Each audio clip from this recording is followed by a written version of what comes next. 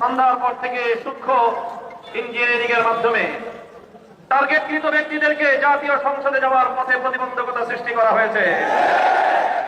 Deep স্টেটের agenda বাস্তবায়ন করতে বাংলাদেশের জনগণের অর্থে লালিত প্রশাসন ব্যবহৃত হয়েছে। সিসি আপনাকে বলতে চাই, আপনার পূর্ববর্তী সিসির পরিণাম থেকে আপনি শিক্ষা গ্রহণ করুন। আমরা যে আপত্তি জানিয়েছি, সঠিক তদন্তের মাধ্যমে জনগণের ব্যালটের অধিকার যদি ফিরিয়ে না দেন, বাংলার মানুষ জোর করে তাদের অধিকার কেড়ে নেবে ইনশাআল্লাহ।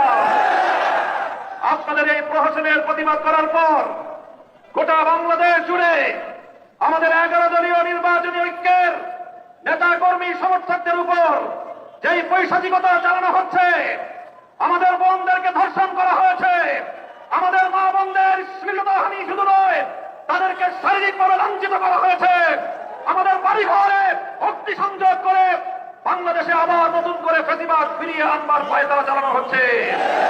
মনে রাখবেন, রক্ত দিয়ে যে জুলাই বিপ্লব হয়েছে, সেই বাংলাদেশে আর কোনদিন ফ্যাসিবাদ ফিরে আসতে পারবে না ইনশাআল্লাহ।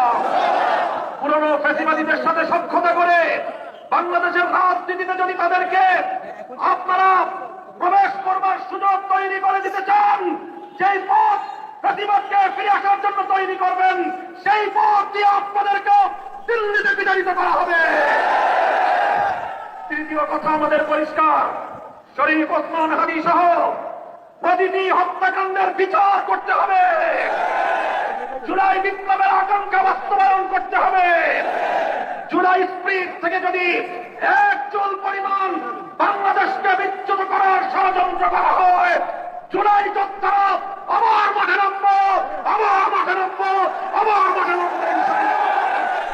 সকলকে ঐক্য এবং সংহত মজবুত করার, আগামী দিনে দেশের মানুষের হাত এবং ভোটে ন্যায্য অধিকার বাস্তবায়নের লক্ষ্যে চলমান এই সংগ্রামকে মজবুত এবং সংহত রাখার আহ্বান জানাই। নাসরুম মিনাল্লাহি।